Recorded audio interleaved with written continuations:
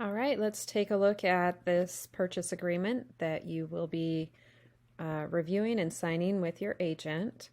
So first of all, there's going to be quite a few pages in here. A lot of it has a lot of this text with black words in it. What I'd like to reiterate is please feel free to read through all of it if you'd like. Just know that a lot of this was added over time just due to, different things that had arisen legally, and a lot of it is just covering the base for everybody's best protection. So, depending on how much time you have, you can certainly read through all that, but I'm going to go through the highlights of this contract, and then if you have any questions, you can go over it with your agent. So first of all, disclosures regarding real estate agency relationship. So there's different types of agency. There's a seller's agent that just works with sellers, buyer's agent that just works with buyers, and then there's dual agency where the agents represent both buyer and seller. And so in the case of most agents, unless they specify otherwise or their brokerage is only set up to do one or the other, most agents can represent both buyer and seller. And what that means is they could even have two buyers that are looking at the same property. The agent that's writing this offer for you could have two agents that's looking at the same property and writing for both of them. That's representing. That's also if there are agents within the same brokerage that are looking to write on a particular property, same property. And so it represents that as far as the buyer side goes. And then it also means that, the agent that you're working with could also be representing the seller on a property that they have listed. So this just specifies the different types of agency. And you'd go ahead and review that, and there's a place for you to sign it. So again, kind of moving through all of the text. There's also fair housing and discrimination. There's rules in here about who cannot be discriminated, which really nobody should be discriminated, but it outlines all of that in here. And again, all this is verbiage to review depending on the time that you have. So let's see, this is some more representation. And this actually goes into a little bit more about what I was talking about earlier as far as different kinds of representation within a brokerage. Another big thing that's unfortunately come up over time is wire fraud. And so this is advising that when you go to put your earnest money deposit into escrow, that you need to make sure that you call the escrow company and verify the account numbers. I know some escrow companies will intentionally leave off some of the not phone numbers, but the numbers on the wire sheet that you'll receive so that you can call them and make sure that you're verifying that, because unfortunately there's been hackers that have sent out wire instructions, and when that money's sent, it's gone and you don't get that money back. So not to alarm you, it is rare, but it is one of those things that does happen, and we don't want it to be you. So just make sure that you understand when you're sending your deposits or money or closing money that you work directly with the escrow company and reach out to them before you send any money. Okay, here's the purchase agreement. And what they did was they've broken this purchase agreement into a couple of sections. So they now have where all of this used to be mixed in with the body of the contract. And now they've really cleaned it up so that you can see all of these terms right here that were once mixed in within the first few pages. And so we'll go over those. But what I want to show you is as you go down here and you start getting some traction, this section is what I was talking about, where you have a lot of words in black font that, again, you are very welcome to read through what all of these things mean. But really what they've done is they've made it so that the top part is the meat of the offer. And then you can reference this part down here should you need to. So I'm going to show you guys, we'll just kind of quickly breeze down here. I'm going to show you how to do that. And then we'll wrap up and go into a few of these things here at the bottom. So let me get back up here. And let's start with, let's see here. Okay, let's start here. So this is an offer from, this is where your names would go. Where is the property be acquired? This is the address that you're writing an offer on, and then the APN number would go into here, right here. And this is all something that your agent would fill out, the date and your name and so forth, right? And then there would be a section here for the seller's brokerage firm. So that would be in here. This would be the brokerage firm that the buyer is referencing, so who you're working with your agent. And all that would be pre-filled. So it's just specifying some of that information in here. This right here would be the purchase price. So what is the price that you're offering? So let's just fill this in as we go here so you can see how this works. Oh, that would be a really inexpensive house there. Okay, so $800,000 purchase price. Now, if you were going to be paying all cash, you would mark this box, but in this case, we'll have a loan. Close of escrow. So typically its average is about 30 days, but you could go more or less on that, and that's something that would be changed in there depending on the amount of days that you want to put to close escrow. And just know too that a lot of this is pre-defaulted to typically what is best. So if something isn't changed, it's because it really shouldn't be changed, because it's more of a standard contract. And your agent can go over with you if there's any kind of changes that, maybe you're trying to come up with something to make your offer a little stronger. Maybe you have certain specifics about the property, but they can go over all that. So close of escrow, there we go. Expiration of offer. So it defaults here to 3 calendar days after the buyer's signatures, or you could put a particular day. So let's just say you wanted to have an answer back within 24 hours. Your agent would put that date in here and change that, but 3 days is standard. Initial deposit. So the initial deposit, it's your good faith deposit. That's the money that goes into escrow, and escrow holds on to that money while you remove your contingencies. And while you're working on your contingencies, should you have contingencies on your offer, and we'll get into that, that money is, there with escrow. Now, if you remove all your contingencies and you have a deposit here, potentially that money could go back to the seller, and we'll get into some of that as well. But this is this here is your deposit. So if you put, $5,000 for your deposit, that will show up here, and it will default to within 3 business days after acceptance by wire transfer. So that's typically the default that most escrows want to see is wire transfer. You could, with approval from the escrow company, if they allow it, do something like a personal check or something like that, but you'd have to check to see if that's allowed. So wire is pretty standard there. Increased deposit, it's rarely used actually, but let's just say that you negotiated that, I've got X amount of money right now. Within a week, I'm going to be getting more, and to increase my deposit, I'm going to put that in and add that at that time, or you could do it with removal of certain contingencies. We don't see this used very often, but it's definitely something you could talk to about with your agent if it's something that is applicable to you. So loan amount. So we're going to get a loan here, and let's just say it's for $600,000, which is 75% of the purchase price. It defaults to a fixed rate.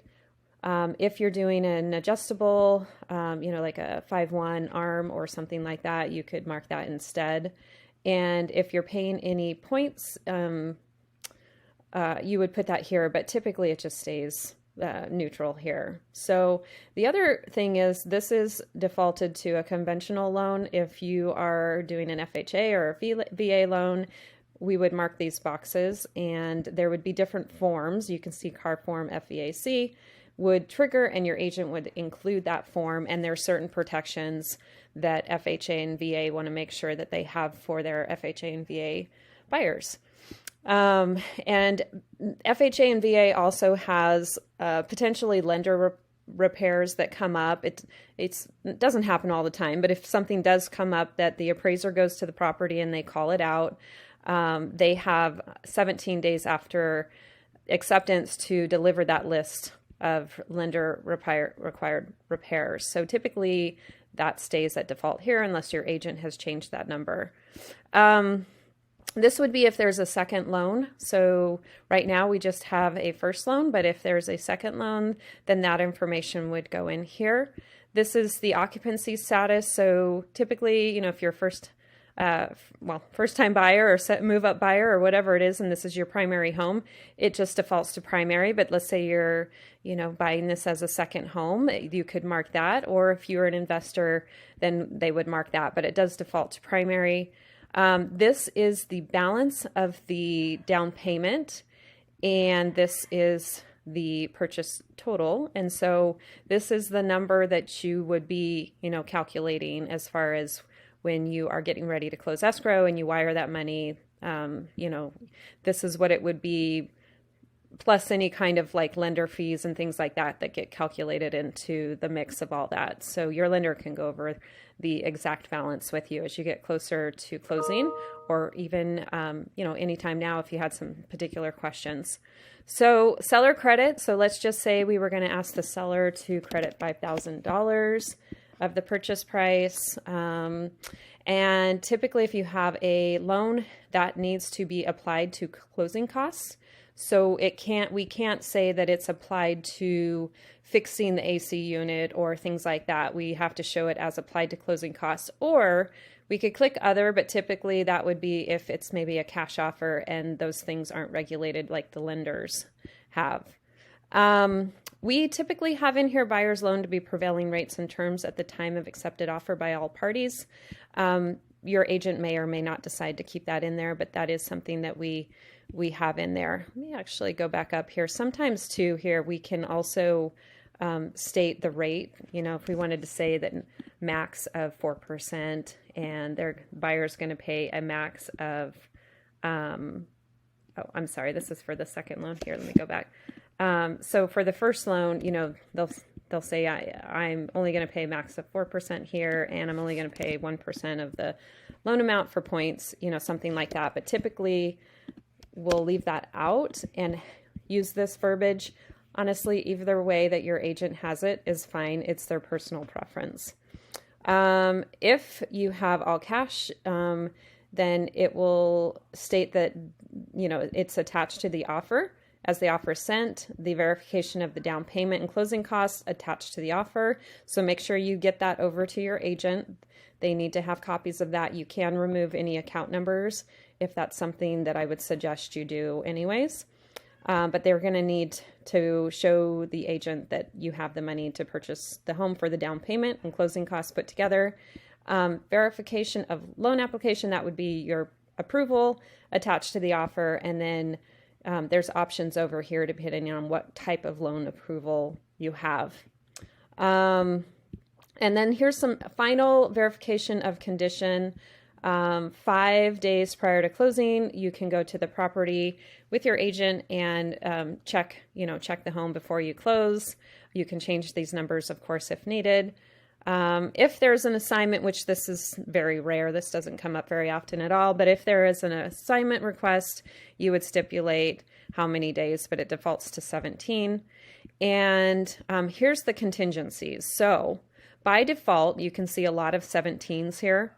By default, a lot of these contingencies on the contract are put at 17 days. So loan, appraisal, investigation of property, reviewing the seller's disclosures, the title report, all that stuff is here.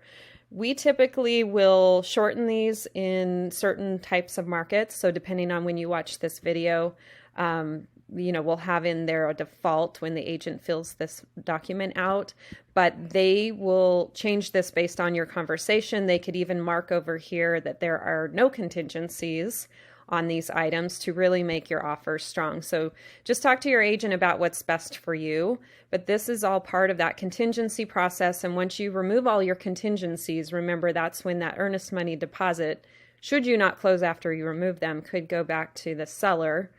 And, there's some formalities of that, which again, I'll go over some of that later. But one thing to remember is when you waive your appraisal contingency and you are VA or FHA, which is this FVAC form, the FHA and VA still require that you have an appraisal that meets value, and then it's determined on how you want to proceed if that value does not meet the purchase price. And so there are protections. Speak to your agent about this and this form if you are VA and FHA and you're removing your appraisal contingency. Just make sure you talk to your agent. So anyways, those all could be changed just based on what you need. And if they are, this box would be marked here, and it would be a contingency removal form that you would sign off on any of these that you just remove completely. This form would be generated and included with your offer. Possessions, so good old closing day when you get the keys, upon notice of recording, or you could say 6 p.m. or whatever time you want on the day of close of escrow. Keep in mind, recordings can happen at any time during the day. They typically happen later in the evening, but depending on when the escrow company submits and the lender as well to title, then that can take place sooner in the day. So just your agent, TC department, they'll let you know as soon as they hear word from the title department or escrow department that you have closed, and then you can arrange, however you were going to get the keys from your agent, and so forth. So there's also rules in here if you're going to be, or if the seller is going to be staying in the property after the close of escrow. If it's anything 29 days or fewer, then there's a certain form that gets filled out. If it's over 30 days, then there's another form here that gets filled out. So your agent should have these documents prepared for you. And then it also goes into tenants. If tenants are remaining in the property, there's forms that gets filled out for all that stuff too. So here, this is stuff that the sellers need to provide within certain time frames. And that's something that you'll be getting from the TC department to review and sign as soon as they get those over. But the seller has time frames here, unless you want to change them, but typically we keep these at default. And then here's a section of all the things to be included in the home. And so we've defaulted some, stove should stay. This is an interesting one, bathroom mirrors. I'm not quite sure why those wouldn't, but anyways, that one's on here. Your agent will go through and talk to you about all these different options of things that you would like to have to stay with the home. And then if there's additional items that you would also like to keep that are just, included in the home itself, then they can write those in here. And if likewise there's things that you don't want to stay at the home, then they can write that in here. So just make sure your agent knows what's to put in here. And then here are allocation of costs. So who pays what? So natural hazard disclosure, that's great because it tells you, about the environment around that property. And typically the seller pays for it. It will sometimes be seller's choice, or we will put in a certain company, but for purposes of here, it says seller's choice. And then we like to include the environmental. So that's typically in there as well, unless your agent has another format that they follow. We will, again, this is between you and your agent, so have that conversation. The wood destroying pest is called the termite report. And typically we ask the seller to pay for that unless it's in an HOA where it's not needed, or, you're in an aggressive market and that's just not something that you include.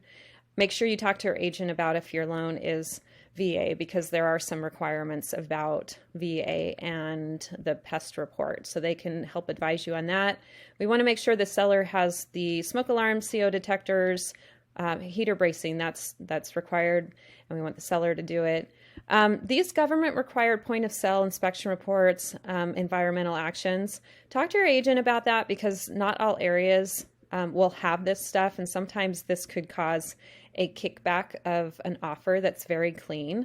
So by default, we have these things checked on our end, but just your agent should know if that should be there or not, and if you have any questions, you can ask them. Escrow fees, it's very common in Southern California for escrow fees to each pay their own, and then it will have, by who. And so you'll see whoever's filled in there, or it's usually to make the offer stronger, it'll say seller's choice. Title insurance is typically seller and seller's choice. That's pretty standard. And then the buyer pays for their own lender title insurance policy. So this is standard, and there's actually no way to change that. It's also very standard for the seller to pay for the county, city transfer taxes. And so those should be marked there unless your agent speaks to you otherwise about something. HOA docs, this actually outlines the seller pays for this part of it, buyer pays for this part of it, and typically we have the seller with this. So anyways, you can see that all this stuff is built in here. There's an administrative fee that gets covered in the contract, and so you'll see that as closing coordinator fees. That is typically in there, but again, that is something to reference with your agent. And let's see where we at here. Home warranty plan. Home warranty plans are typically paid for by the seller. Talk to your agent about if that's something that you want the seller to pay for you.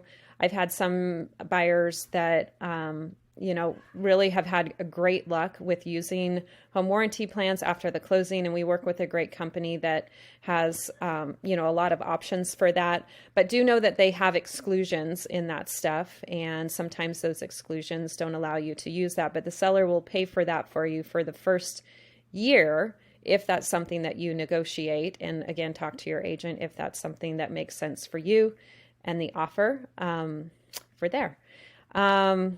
Looks like this one, we have seller to provide plotted easements from title if applicable. That may be in your offer if that's something that your agent likes to include. It is nice if title can provide those plotted easements so that you have a good reference of the property lines and things going on with it. So these forms here are specific to the type of property you're buying. So if it's a probate property, manufactured home, tenant occupied, different thing. If you're on more of a rural and there's septic and well, there's an addendum for that. And so you want to make sure that your agent that you've checked over, if anything here specifically applies, they've broken these down because it doesn't apply to the majority of the offers that are written, but it could be something specific to you. So that's what those mean there. These forms are already included. And we do include a market advisory and a couple others that you'll see in here. So you will have some additional forms, and a lot of these forms are going to be, some black verbiage words to read through and understand. But for today, I'm going to go over just, the purchase agreement. And then this stuff would just apply to you specific to what you're doing there. So the other thing I forgot to tell you guys is the way that these grids are broken up is you can actually go back within this next part that I'm going to breeze through and show you, but you can go back and reference where in the paragraph of this next section can you find this stuff. And this is just basically an outline. This column is just an outline of this section so that you can flow, 1, 2, 3, H, 1, 2, 3, that kind of stuff. But this is where you could go back and say, hey, verification of all cash, 5B, you would go back into this section and you would see 5B, all cash offer, right? So that's where you would reference if you want to go back in and read what exactly that means in more detail. So again, you can scroll through all of this. You can reference the information however you want to do it. There's quite a bit here. What I'm going to scroll down to and show you is this section here. So liquidated damages, arbitration, mediation, this section here. So if something arises where, let's just say you remove all your contingencies and then you decided you don't want the property, the seller had the home off of the market and they could potentially try to seek legal damages because of your deposit because of that default. And so this basically stipulates how much the amount retained shall be no more than 3% of the purchase price. And what this also, it's you will want to initial this section here. It's very important that you understand this part of it and that you understand what it is that you're signing. So you'll want to be able to mark this section, because then you go into mediation and arbitration should that happen, should that arise, and hopefully, of course, we don't want that to arise. We want everything to go smooth. You don't want to go straight to a legal situation where it's very costly, very time-consuming. You and the seller would want to sit down and have a mediation, and an arbitration would be next to figure out, who's going to be responsible for what, if any, in that transaction. So this section here typically is initialed, and then initialed down here by all parties to really give a good roadmap should anything happen, that they are going to follow these steps to find a solution together for anything that may arise on the transaction if there is a default. So moving down here, this one is if there's other people that are signing for others, that's here, or if they're signing, for a trust or things like that. And then here's where the buyer's signature is where you would sign. If the seller has a counter, or if you're part of a backup addendum. So your agent will guide you on all of this stuff here. And then this was just stipulating who the brokerage firm is, who the agent is, and all that fun stuff there. So these are your rights here as a buyer to do investigations on the property. I would suggest reading through all these things, because I think there's things in here that people forget to actually just think about with a property. And so just making sure that you're really understanding the property you're buying and the environment that it's in. So it's a good little reminder to read through this section here. And then Consumer Privacy Act advisory. So you have rights to your personal information, and that's a form here that they have included. So that is the purchase agreement, and hopefully you found that helpful. Again, if you have any questions specific to your situation, make sure that you ask your agent and they can go over that. But I wanted to give you this review on what you were signing. All right, thanks so much, and good luck on your offer.